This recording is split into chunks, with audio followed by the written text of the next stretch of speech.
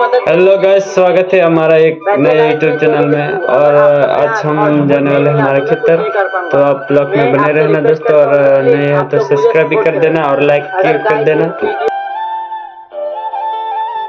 ये रहा हमारा गांव दोस्तों, देख सकते हो कुछ ऐसा नज़ारा है। बारिश के कारण सब लीला लीला सम हो चुका है। और ये हमारा गांव है, यहाँ से यहाँ तक सब गांव ही है दोस्तों।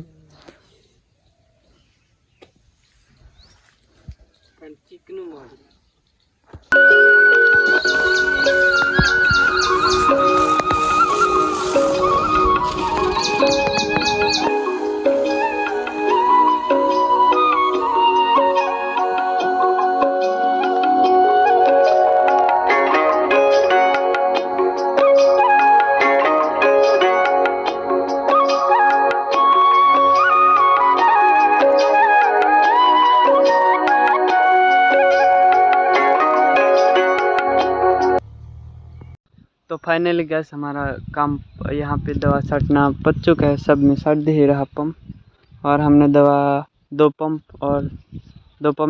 ऐसा ऐसा ब्लॉग देखने के लिए हमको लाइक, सब्सक्राइब और कमेंट करते रहना दोस्तों। तब तक लिए बाय, मिलते हैं अगले ब्लॉग।